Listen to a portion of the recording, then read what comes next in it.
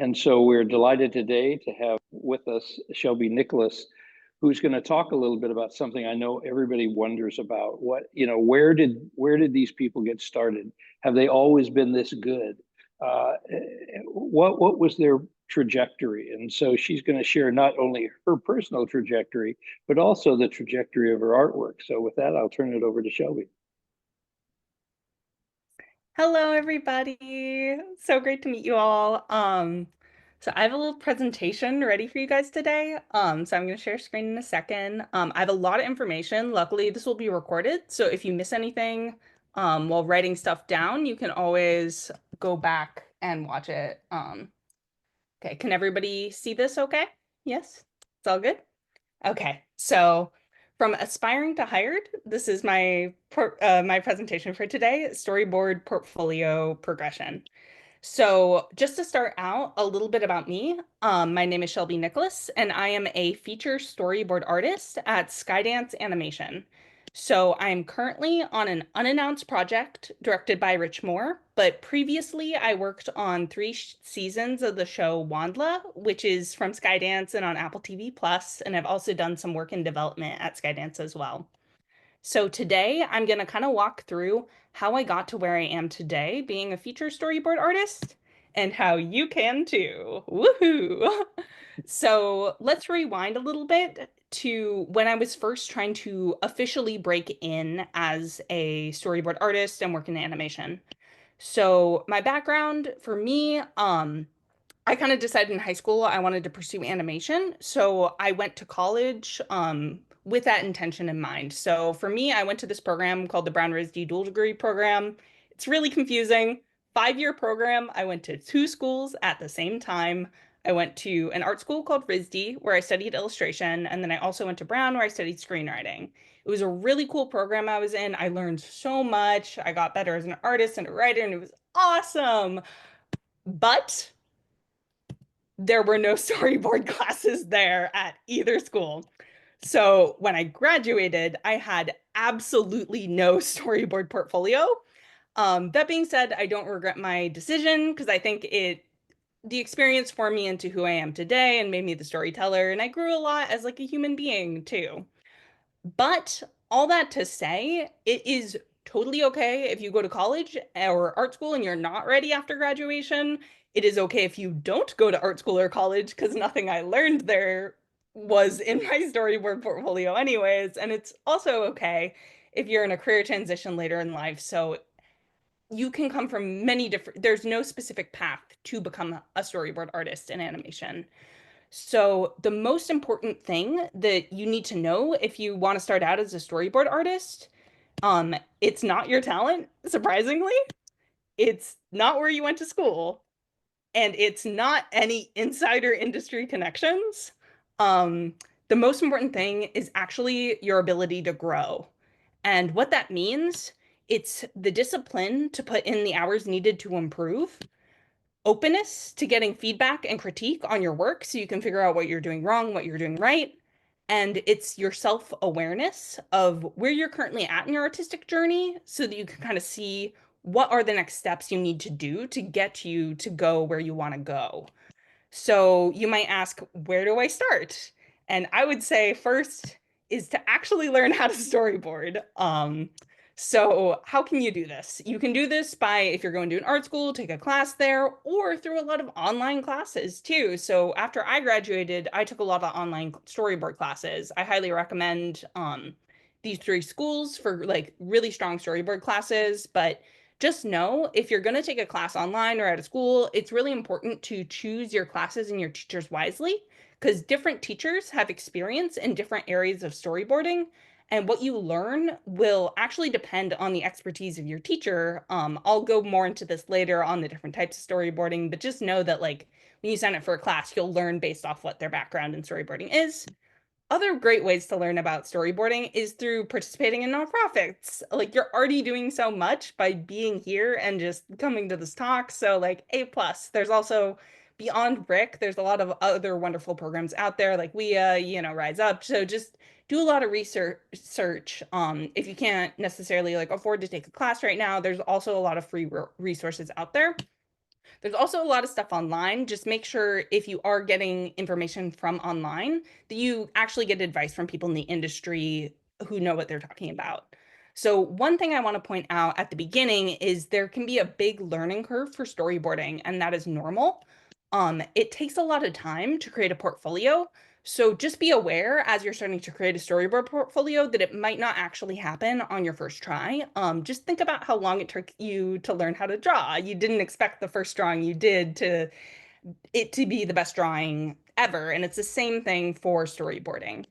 So, in addition to that, as a storyboard artist, you have to wear a lot of hats. You're kind of like a mini director.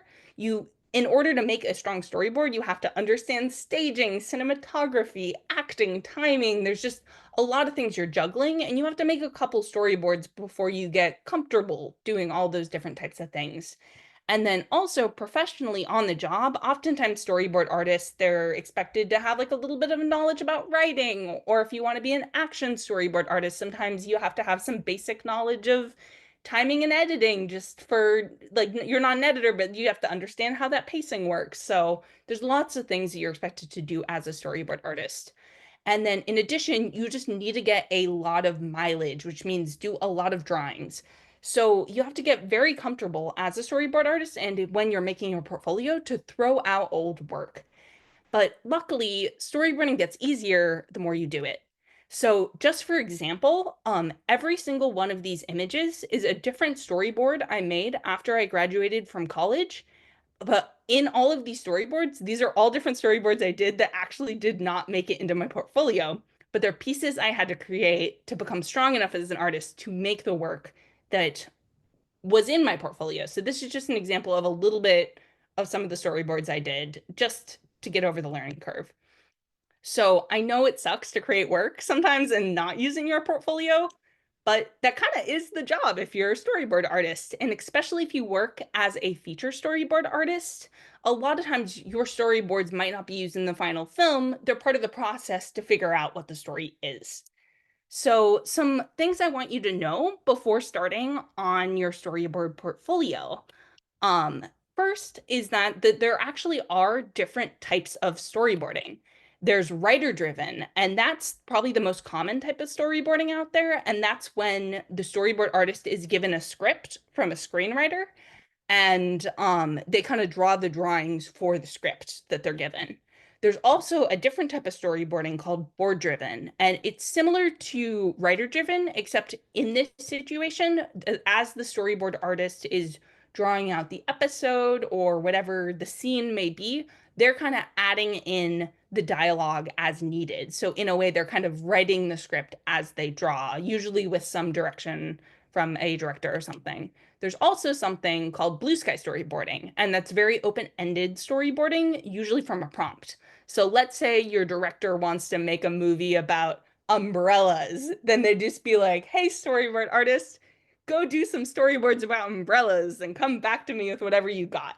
So that's kind of like very open-ended storyboarding. And then there's also something called beat boards, and that's kind of single still images for each major moment in a story that aren't as posed out. So these are more kind of like storyboard illustrations, and they're usually used when you're like pitching a movie to a studio. And another thing that's really important to know that besides the different types of storyboarding is that the actual jobs can look very different. So what that means is you need to think, what type of project do you specifically as an artist want to work on? So then you might ask, okay, but how do I know what type of project do I want to work on? And that's by understanding what the different types of projects look like and where you kind of fit into that. So just to start out as like a general knowledge thing, TV storyboards in general, what they look like is overall, they tend to be a lot cleaner with clear perspective grids and usually no tone. So this is an example from Gravity Falls that's like what a normal children's comedy storyboard looks like. So it's a mix between like kind of flat looking characters that are very appealing and cute in a cartoony style, but then there's still some more dynamic perspective in there versus an adult comedy storyboard that's a lot more flat. And in general, like the characters are less appealing. They might be considered not ugly in a bad way, but more like unappealing in a way that's really funny. So the designs work really well, but it's for that specific type of comedy. Versus a children's action show, it'll still be very like fun and cartoony, but it's a lot more dynamic in comparison with like these two other ones. There's more perspective and sometimes has some anime influence. Versus an adult action show, if you think something like Invincible, it's also very dynamic, but it's a lot more like gritty and much more realistic than like a children's action show. So some just to start out, just some things to know. Common things about breaking into TV as a storyboard artist. The most common ways to break into TV as a storyboard artist is usually as a storyboard revisionist. And that's when you revise other storyboard artist drawings. Often, storyboard revisionists can be hired based off their technical draftsmanship, so their ability to draw clean and nice and pretty. And a lot of times on the job, you can be doing a lot of cleanup, especially if you work on a 2D animated show. It's very important for getting hired to draw characters on model and to have accurate perspective grids because the animators will kind of trace over your drawings when you send it away. But sometimes if you're trying to work on a CG show, they can be a little bit more looser and volumetric. And in general, if you want to get hired as a TV storyboard artist, a lot of times they use Storyboard Pro, so it's usually good if you know how to use it. Versus that's kind of what TV storyboards are all about. If you look at feature storyboards, these storyboards oftentimes can be a lot looser and more focused on like capturing the emotion and the cinematography of the scene rather than accuracy. So these are some examples from Pixar of what storyboards look like. So the examples from Soul and for Coco. They're not as technical as the TV storyboards, but they're really able to capture the gesture and the movement and the feeling of it. Versus these are some samples of storyboards from Brave. These are highly technical drawings. They use a lot more tone and cinematography, but what's similar between these two different types of storyboards is they're more focused on creating the mood and the tone and the storytelling of it. So some common things that are just good to know before building a portfolio about breaking into feature is that the most common ways usually that you become a feature storyboard artist are usually in working your way up through TV or oftentimes through like a trainee program or an internship like the Pixar internship. Not the only way to break in, but those are just common for people first breaking in for feature. A lot of times your drawing skills are used to set the mood or the tone of the scene rather than just for accuracy. The storyboards can have a lot more lighting than in TV storyboards. And in general, there is more emphasis on your storytelling skills rather than your technical drawing skills when building a portfolio for feature. And in general, the storyboarding can be a lot more psychological. So there's more focus on nuanced character acting and showing a character thinking, showing a character's point of view, and understanding some basics on story structure and film 3-act structure. I will explain these different aspects more later on, so don't worry if you don't know what that means yet. I'm just trying to give you all the information I can. So, in addition to how TV storyboards look different than feature storyboards, every studio also has a little bit of its own voice. So, it's good to do your research and kind of figure out what each studio looks like and what they're looking for. So, right now, you're probably thinking, oh gosh, there are so many options. I don't know where to start, like TV storyboard, the different types, all of that. So what I suggest, it's really important to be targeted and intentional in your portfolio. Don't try to choose all of those. Choose an option and kind of go down that path. So now that you kind of have that in mind, now that you're ready to start, what should you actually include in a storyboard portfolio? So just from the get-go, it's usually good to kind of show three big main genres of storyboarding, and those are some comedy, some action, and some drama. In general, in your portfolio, you kind of want to show that you're capable of doing each of these genres while also highlighting your strength. It's very common for storyboard artists to kind of have a specialty in one or two of these areas. For me personally, I tend to specialize in drama, so a lot of my portfolio is very drama heavy because that's usually why I'm hired. That being said, I still do have some pieces of comedy and some pieces of action in there because I will have to do bits of that on the job as well. And I do a little bit of everything.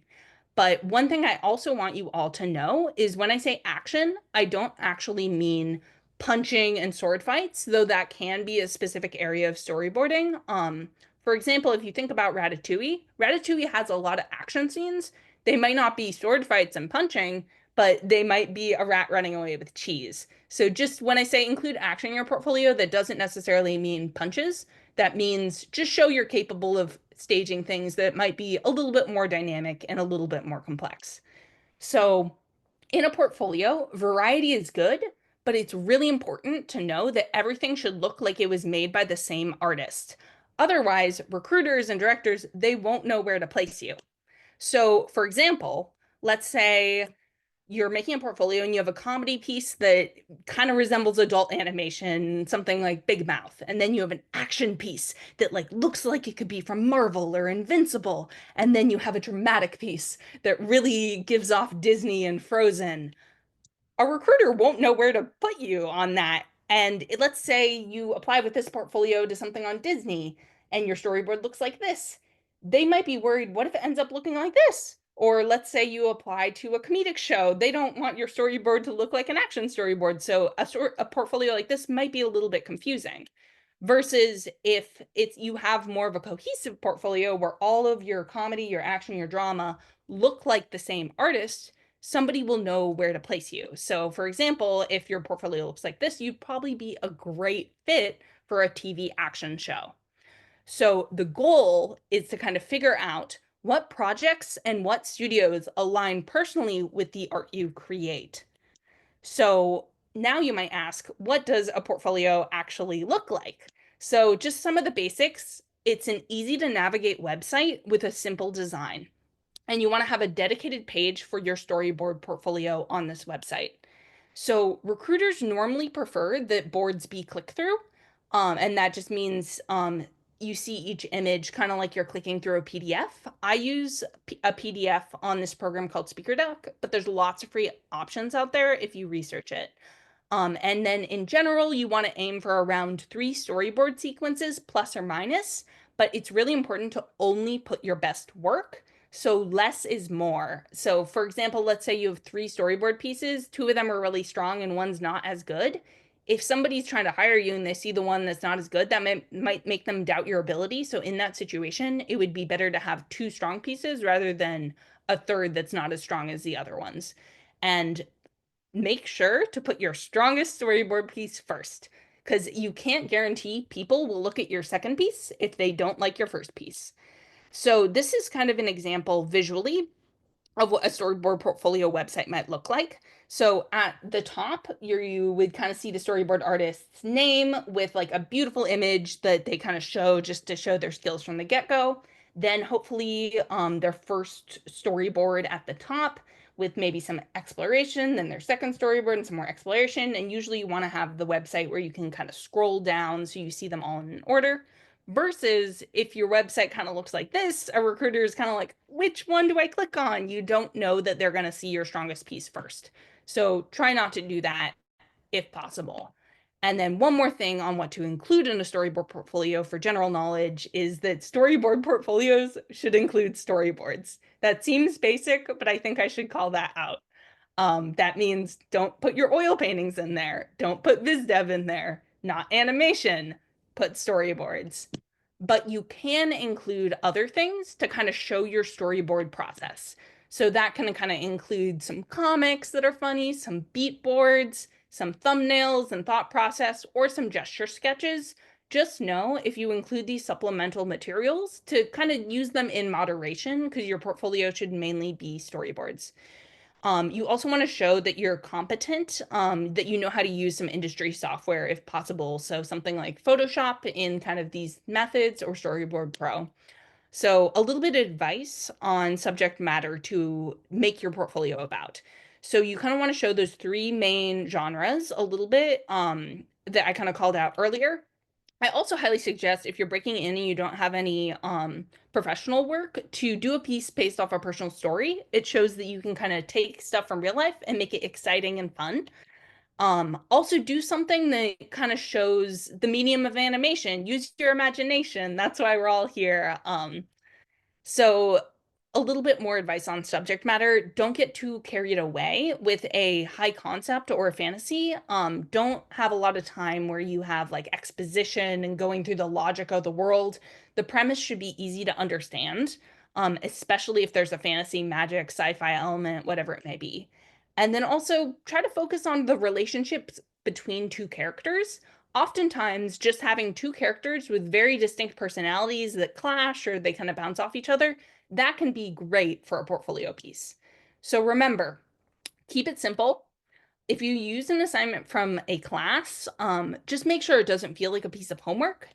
And it's also okay to redo old ideas once you get some more experience.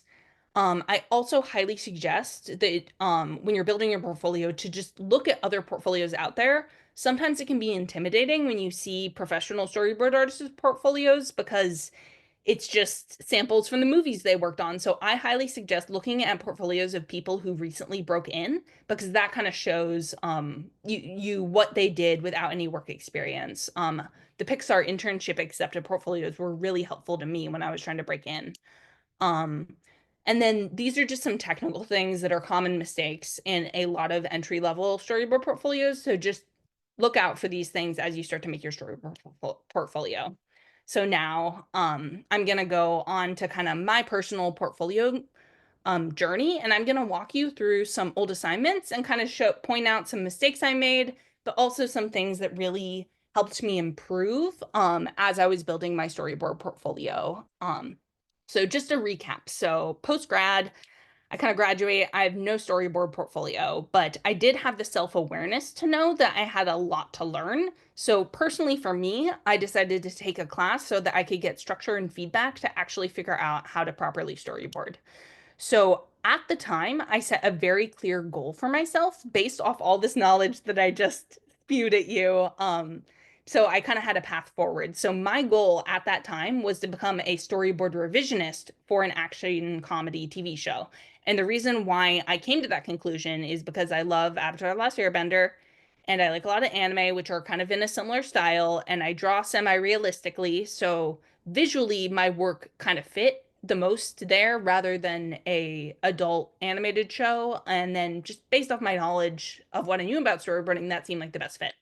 So because of that, I took a class that was very relevant to that goal that I set for myself so I could be intentional when creating my work. So I took a class called Storyboarding for TV Animation with Alan Wan at CDA. He worked on a lot of the Ninja Turtles. It was very relevant to what I was trying to go for. So I'm going to walk you through now some of my old assignments from that class and from other storyboards I did around that time and kind of break down what was working, what could have been better, etc. So this is an old assignment I did in that class, kind of using the models for the Ninja Turtles. And this was a great assignment. We worked off some like discarded old scripts, and we tried to drew from the character designs. You can kind of see it, characters running, I'm just gonna click through it quickly so you can all look. And then he falls, and then whoosh, and then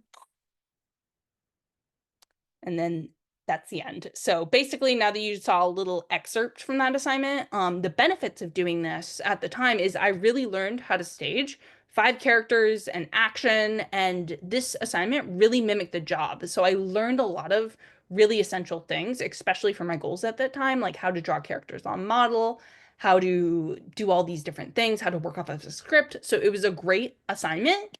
But now I'm going to kind of break down why this might not have been the best piece to use in my portfolio. I don't regret doing it because I learned some really important things that I needed to learn at that time.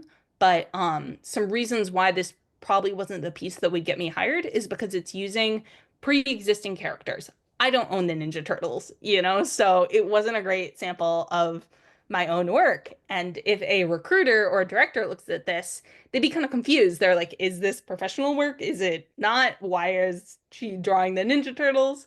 And because of that, there was kind of an unfair comparison between myself, who was learning how to storyboard and trying to break in, and the professionals who actually worked on the show.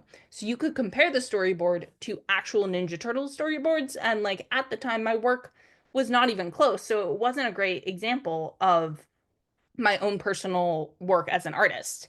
And also, it just kind of felt like a homework assignment. It didn't feel like it was a real storyboard for the industry, and it didn't feel like it was my own. And it was not specific and not individual. So then after this assignment, I'm going to kind of explain an old storyboard I did. I'm not going to click through it as much, but just kind of show you why, kind of the same, what worked, what didn't. So I tried to do a personal piece after that, or a unique idea. So I kind of did this storyboard about this guy, and he's, drinking at home alone, and then he hears barking off screen, and then there's a dog and it won't stop barking, and then he gets mad and he shuts the dog out. But then the dog keeps barking and barking, so he gets a box and he opens the door and the dog's eating some stuff in the trash.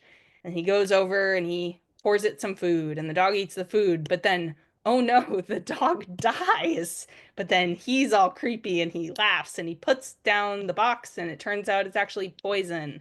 And then he goes on eating his meal and then he tosses this dog.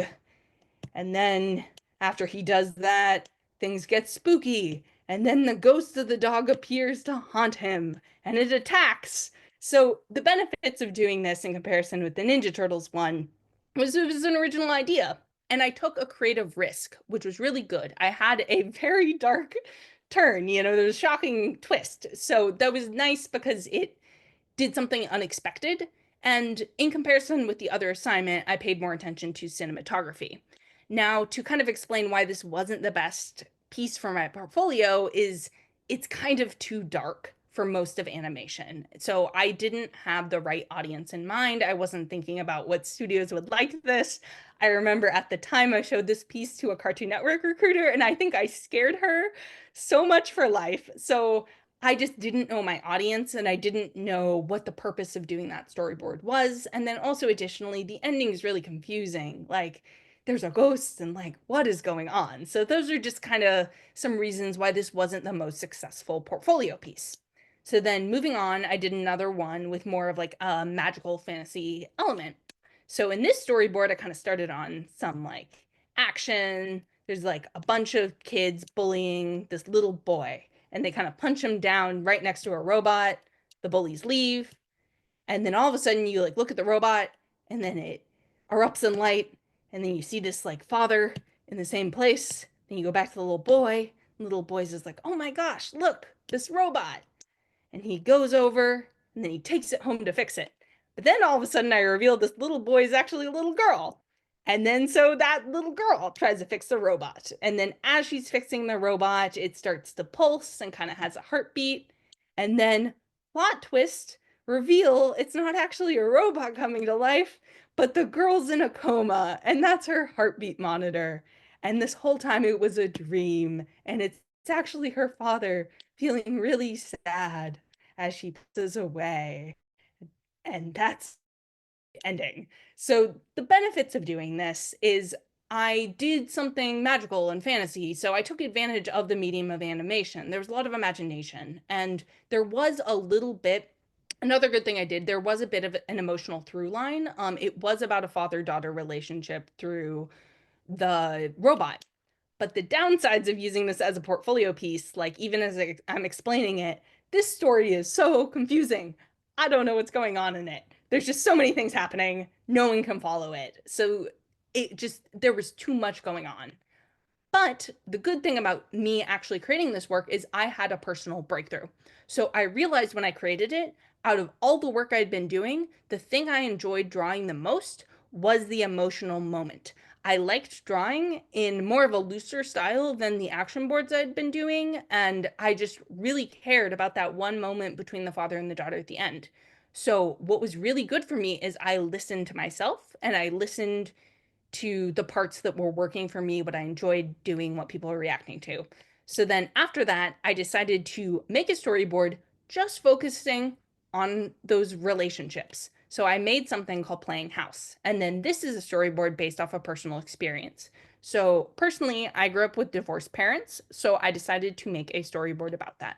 So just clicking through the storyboard quickly, you kind of see this like makeshift dollhouse with a little girl's doll, and she kind of puts in some dolls for her parents. And then she's kind of just playing around. Then her parents come in arguing, and then they're still arguing. And then dad goes boom, and he breaks the dollhouse. And then the little girl's all sad. And she's like, oh no. And then she takes her two mom and dad dolls and she runs and she leaves. And she goes into her room, and then as she's sad, her parents come in to apologize, and then they all make up and it's happy. So the benefits of doing this assignment was it was based off a personal experience. So like it did touch on something real that felt like it represented me. And also, in comparison with a lot of the other pieces I showed you, this one has a very simple and clear story. So if a recruiter or a director is looking at this, like they can actually understand what's going on, unlike my previous assignments.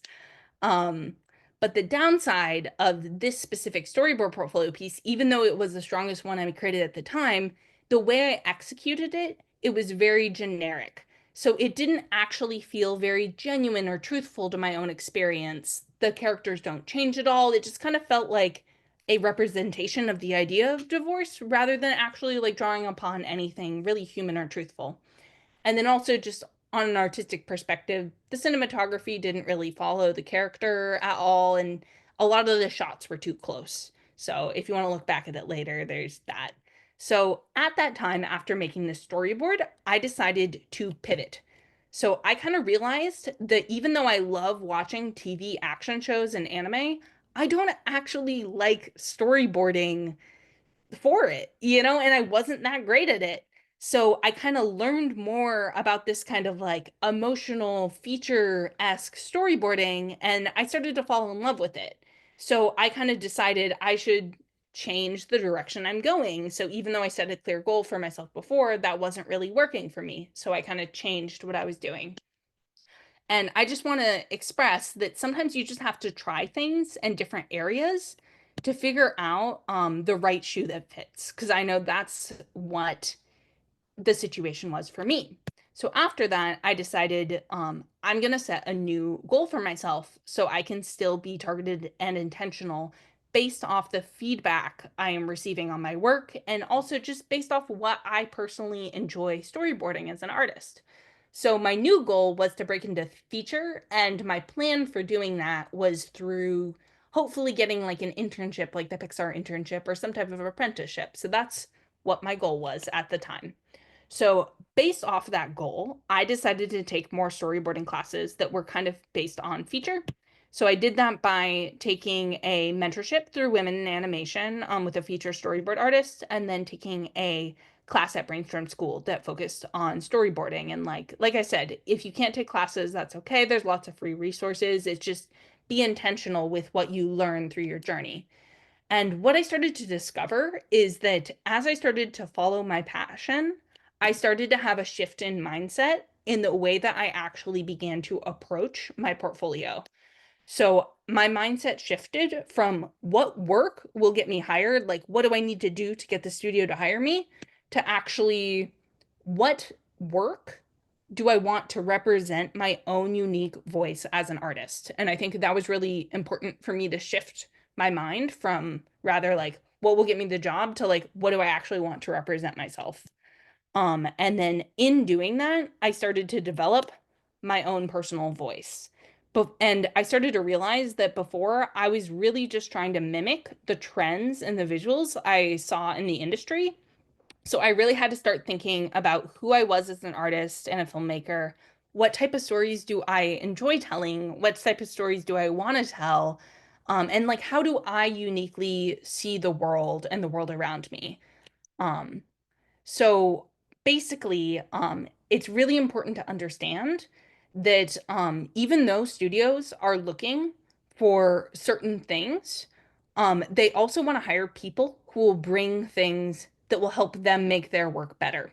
So Disney doesn't want to hire a bunch of people who can just copy the Disney style. Nickelodeon doesn't want to hire a bunch of people who copy the Disney style. They want people to be able to bring something new to them that will elevate their projects. And you do that with your personal voice. So it's important to know what the studios are looking for, but it's also important to have your voice that can fit there and bring something new as well. So now I'm going to go and kind of walk you through what my own unique personal voice is that I kind of realized after creating all this work and doing all these projects. So for me, I kind of realized that I really, really loved doing like emotional scenes and dramatic scenes. So those can be moments of wonder or moments of sadness. And then I also started to realize that I really liked showing the characters acting, like doing their performance and really showing those nuanced facial expressions. And that's something that feature really likes. So that's kind of the reason why it wasn't a great fit for action, because there's less focus on that.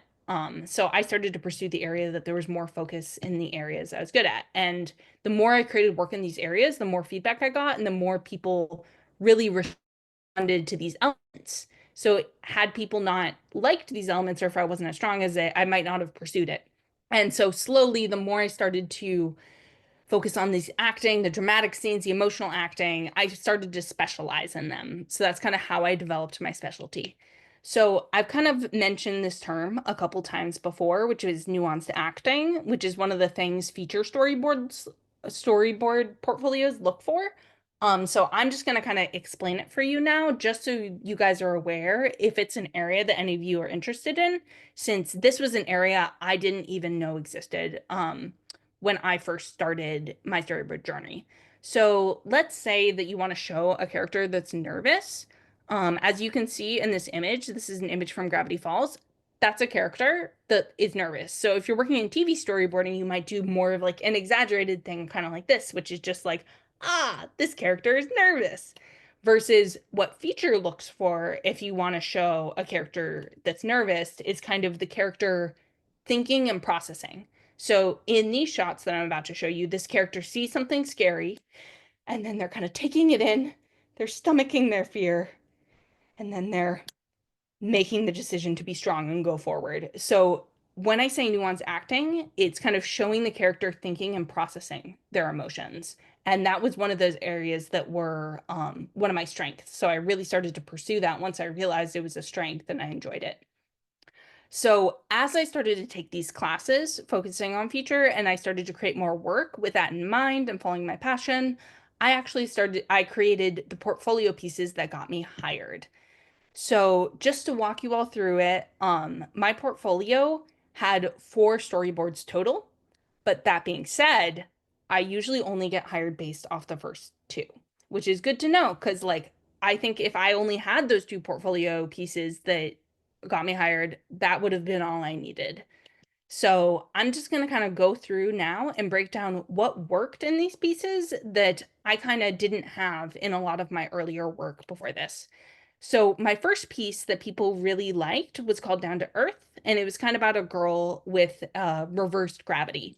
So some of the positives about the sequence, the storyboard was that it was fantasy, but the fantasy was really simple. So I could kind of explain it in one sentence. I didn't have to over explain. It wasn't overly confusing. It's just this little girl has reverse gravity. So it really takes advantage of the elements of animation by being able to do a lot of fun things, but it's also not confusing like my old storyboards were. And because of this, I had a lot of very specific moments and memorable imagery with this imaginative fantasy element. In addition to that, even though it is focused on fantasy, I put more emphasis on the actual character because that's what people care about.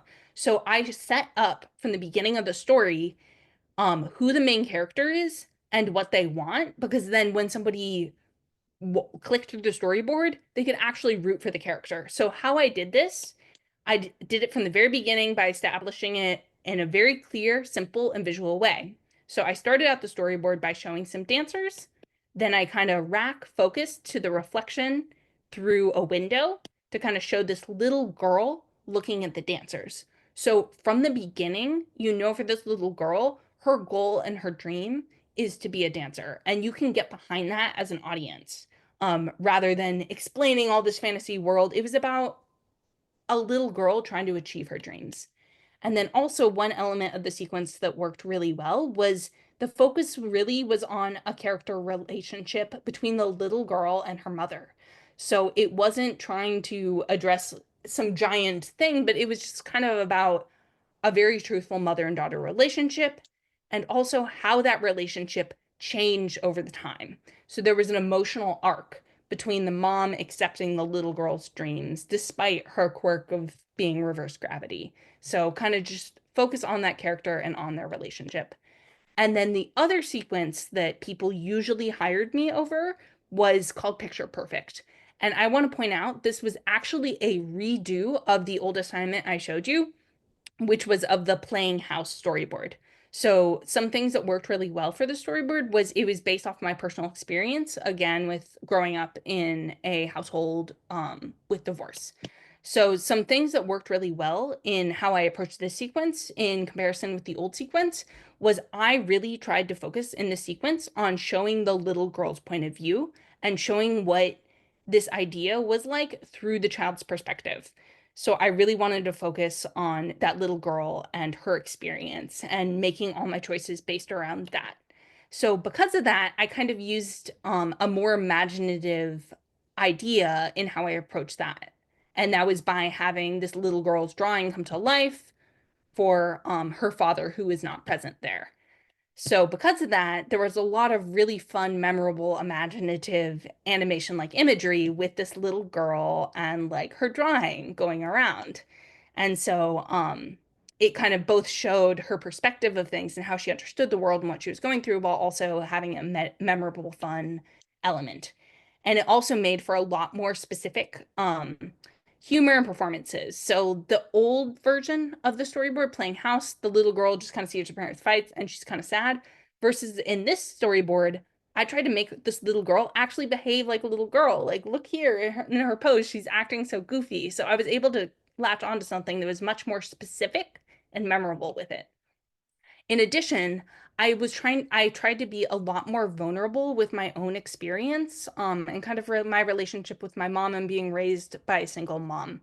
So because of that, I wasn't just trying to go for the fairy tale idea of what I think a studio would like if I approach this concept, but rather going through what was this actually like for myself. And I think since I was so vulnerable, the story moved people more because it was about something truthful and real. And at the core, it was about a relationship again. So those are kind of the two pieces that worked really well for me when I was getting a job. But one thing I want to bring it back to is that everybody's journey looks very different. So I used my specific voice and targeted my strengths, which was emotion, drama, nuanced acting, and I targeted those strengths towards the area I fit best, which was feature storyboarding. But that being said, every artist is different and people with different strengths and different expertise will have very different portfolios. So just because that drama worked for me, if you're really good at comedy, don't do that. Do your very specific comedy thing and really highlight that and your voice. Your portfolio may be incredibly different than mine, but it might be just as successful as soon as you just figure out what your own unique voice is and what your strengths are. So, to tie it all up, how did I actually get this job? To be honest, I just applied online. I didn't get the Pixar internship that I was aiming for or the storyboard revisionist role. So, I actually, when I applied on the Skydance website to a storyboard revisionist job. After the recruiters reviewed my portfolio, I got an interview. Next, I moved on to the next stage of interviews with the director, and I actually got the storyboard artist position on Wandla. So I didn't actually apply for the role that I got, but because of my portfolio, I got hired for a higher job. So everyone's path can look different. What matters most is the strength of your portfolio. And then after I worked on Wandla, which was a TV show, I officially transitioned over to feature at the studio. So now that you kind of have built a portfolio, you might ask, like, what do you do? So I recommend reach out to recruiters, email them or anyone you know in the industry. It's also okay to cold email people. I also suggest when you're emailing to attach images of your work, like attach an images of a really nice storyboard drawing you have so that recruiters can see that you're a storyboard artist when they open your email, and then they'll see you can draw well, so they're more likely to click on your portfolio link and then apply to everything. Like I said, I actually didn't get the job that I applied for. So they might keep you in mind for other roles, even if you're not necessarily qualified for the role that you're applying to. And when you apply, send the link directly to your storyboard portfolio tab so recruiters and people don't get lost in your website. And then the last things that I don't want you to forget is that at the end of the day, storyboarding is about storytelling. And more than anything, your story and your personal voice is worth sharing.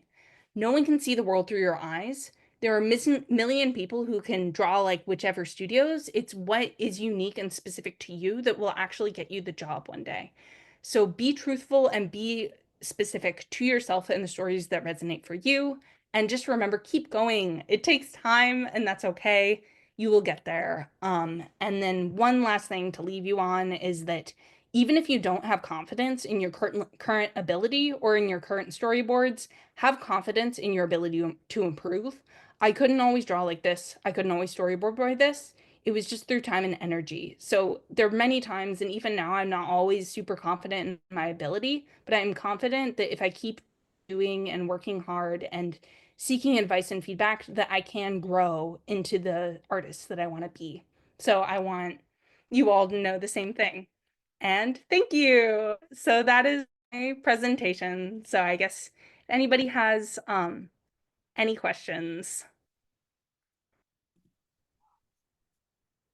Hey, Shelby, you have a couple in the Q&A if you want to click that. Okay, let me go to there. I'm sorry. I just talked a lot. Let's see. Is there a panel amount in the sweet spot for portfolios? 30 to 50 panels versus 200 panels. So honestly, I think it just really depends on the storyboard. To answer that question, do whatever is right for the storyboard. For me, I know that in general my portfolio ran a little bit long, so I would go shorter than my portfolio, which usually my storyboards were around like 400 500 panels. That being said, I think if you can keep it down to 200, do 200, but do whatever whatever makes sense. So you can have a piece that's 30 to 50 panels that if you can tell it in that time, do it, then maybe have another piece that's 200. So do whatever feels right for that specific story. In general, though, I'd recommend go a little bit shorter than like what I did with like 400 panels, but whatever works based off whatever makes it the stronger story. And then answering the next question, is it okay to have your storyboards on a separate page on your website if your site includes character designs, illustrations, etc.? Yes. So if you also are a character designer or other things, you can have separate portfolios, just don't put them all on the same page. So have a tab for storyboard, have a tab for character design, have a tab for illustration. And if you're applying for a storyboard job, include the link that goes directly to your storyboard portfolio. If you're applying for a character design job, include the link that goes directly to your character design portfolio, etc. I actually have other tabs on my website for character design and illustration and stuff. I don't work professionally for either of those things, but I have them there if people want to check it out. But when I apply, I always have go directly to the storyboard tab. And then another question is, are two of your best storyboards typically enough to get hired? So I think if your storyboards are strong enough, then yes. Because with my portfolio, like I said, I have 4 pieces total. I'm only hired based off those 2 storyboard pieces.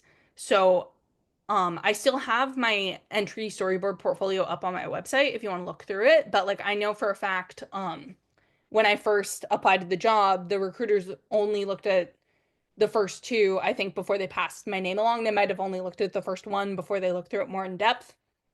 The directors eventually, for my first job, like looked through everything, but they made the decision based off the first 2. So I didn't necessarily need the other ones, and the other ones didn't get me hired at all. They were just there. So I think if your 2 storyboards are super strong, they can. So just don't put a piece that's not as strong just to make your storyboard portfolio larger. And then someone also asked, what software, 3D and 2D, free and unpaid, besides the ones you mentioned, would you recommend for storyboarding? So I think for that question, I would say once you figure out what type of storyboarding you want to do a lot more research. So I mainly work in feature storyboarding. So usually for feature, a lot of artists either use Photoshop or Storyboard Pro. Though Storyboard Pro is more common in TV. So I don't actually use any 3D programs or specific stuff, but I know for certain, like some movies do use 3D software. A lot of TV uses hyper specific software. So I think what is best is not to learn everything, but figure out what you specifically want to do and then research those shows and those artists. If they use specific software, then learn it. So if you see that maybe like a lot of action shows use Blender, which I think they do, but it's not my area of expertise, then maybe it'd be best if you want to be an action board artist to learn Blender. But like for me right now, I don't know how to use Blender because I'm probably not going to use it on the job. Um, Someone asks, as for the Ninja Turtles assignment, what if you specified that it's fan work while using an existing IP, but you make the story scene of your own? In general, to answer your question, I think it's a great assignment, but when you're actually applying to your job, if you have something like that in your portfolio, you should 100% specify that it is fan work or that it's that, but that it's not professional work. So that is important for a recruiter to know if it's professional or non-professional. But that being said, I still would recommend to not include it if you have another piece that can replace it. I think it's an excellent assignment that you can learn from, and you can grow a lot, but professionally, it's hard to know what is inspired by other people versus what is unique to you. So I think the one exception is like, let's say you're doing something like based off a legend of Greek myths. That's fine, versus if you're using Disney characters, you might run into more of an issue. So I think it can be a great thing to highlight like supplementally, but just in general, I would veer away from using that in your portfolio. If that's all you have for the meantime, that's fine. But I would, as soon as you're capable, create a new portfolio piece to replace it that's not using somebody else's characters, because then they won't know like, was that idea yours or was it something from Harry Potter, um then someone asked, what about animatics when it comes to storyboarding? So I think in general, recruiters prefer not animatics, but there are certain situations if you want to be a TV storyboard artist, a lot of times in action, where some directors who are hiring do prefer animatics. But the exception to that is if you're gonna have an animatic, um, and you're targeting an area that specifically looks for animatics, which most of the industry doesn't, you do need to make sure that your timing in it seems professional. So it either needs to be edited by a professional or you need to have an understanding of that. So if you don't have that skill set, I would recommend click-through boards over an animatic, because if a recruiter or director is looking at an animatic that's not properly timed, that will make it be more of an issue than looking through click-through boards. Recruiters prefer click-through boards because they don't have to sit there and sit for 5 minutes. They can click through quickly if they need to or do whatever is needed. So there are certain situations with animatics, but I would veer against it if possible, unless you're targeting a specific area. Okay, next question. If we want to include work like the Ninja Turtles assignment that uses existing characters, is there a use we can use a disclaimer? Okay, so that's similar to the other question. So like in general, if you're doing an assignment like Ninja Turtles, or let's say you take a storyboard test but don't get hired, like I said, if that's all you have right now, I understand that. You should put a disclaimer just from like a legal perspective, but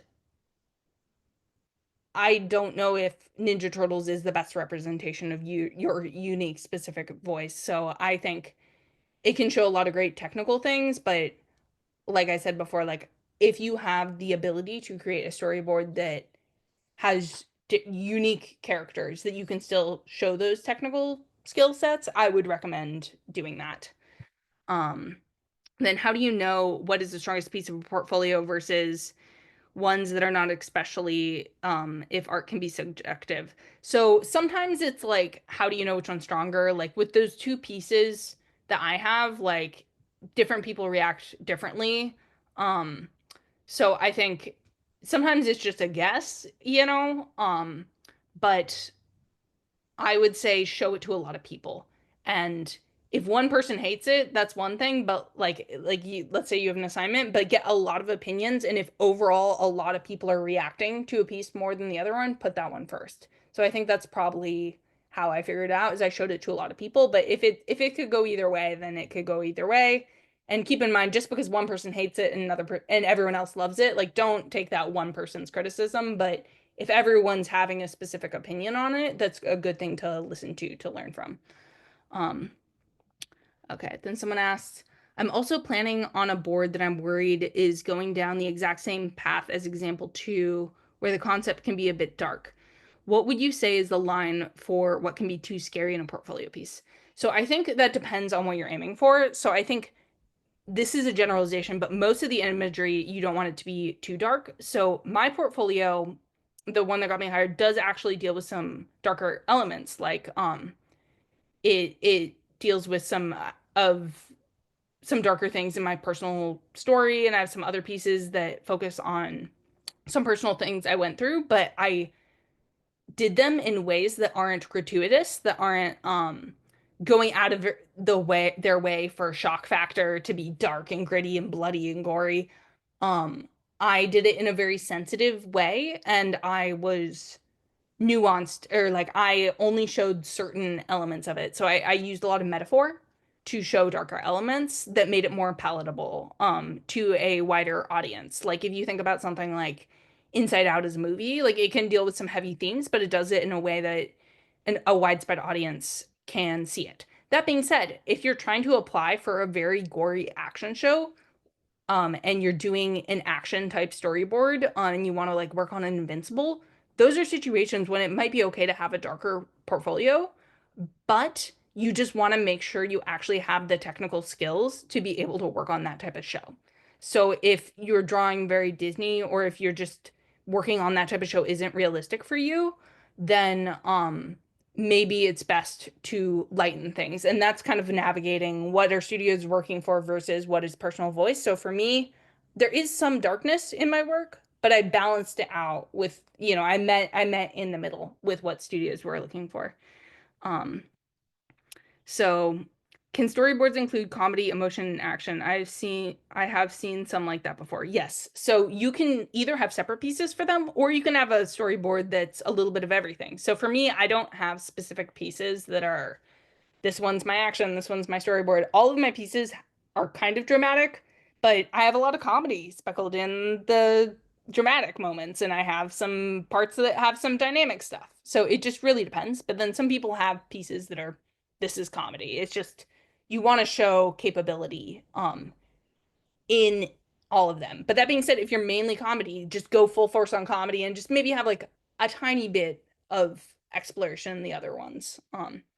Then can storyboards yeah, it's the same question. Okay, then is Photoshop layer comps better for feature boards than Storyboard Pro? What do you use mainly? So I think that if you want to go into boarding for feature, either using Photoshop or Storyboard Pro is good to know. So for me, I actually use Storyboard Pro, but my boards don't look like Storyboard Pro, they look like Photoshop. So I use Storyboard Pro in a way to make it look like I use Photoshop. So I do a lot of tone, I add in lighting, lots of different things. So it's okay to use Storyboard Pro if you want to work in feature. Use whatever's comfortable for you, but just make it look more feature-esque. I downloaded certain brushes online that look more evocative, just so then it doesn't look like a TV board, even though I am using Storyboard Pro. And then last question is, for more action-heavy boards that rely on editing or clarity, would you suggest an animatic option or proceed with click-through? So I kind of answered that above, but I would just say do click-through unless you actually know how to time it in a way like a professional action board artist would. But if you don't, I would suggest click-through. So don't, usually when action board artists have animatics, they aren't editing themselves. Those are clips they're given back from the editor from the professionally edited cut. So if you can do that on your own, awesome for that kind of stuff. But if you can't, just do a click through. So yeah. And then there are certain things like on my website, for my first piece Down to Earth that I did, like I did a pitch for it where I pitched it live and I recorded it. But I have, like, let's say this is similar to like the action boarding question. I have that pitch up on my website for my first piece, but I also have the click through next to it. So if someone doesn't want to watch the pitch, they can click through it. So like, let's say you actually can do action awesome. Um, then maybe do the animatic if you know how to professionally time it, and then put the click through next to it. So if someone doesn't want to do it, they can also access the click through. That's like the solution, I guess, to that question. And then final question is, what's your website so we can see your work? If you search my name into Google, it'll probably come up, but it is shelbynicholasart.com, I believe. Let me double check that. But if you look at my website, my entry level storyboard portfolio is still up if you want to use it as an example. Yeah, it's shelbynicholasart.com. So yeah, and then we're at time right now, but awesome. So yeah, I hope this was helpful. I hope you all enjoyed it. So yeah, there's that. So oh yeah, I think Ann Whitney just dropped it in the chat. But yeah, thank you everyone for coming. Hope this helped. Please have a wonderful day and check out the awesome extra stuff at BRIC. They're doing some wonderful things, and keep going, keep storyboarding. So I think yeah, awesome. Okay. Bye everybody. Thank you. Have a great day.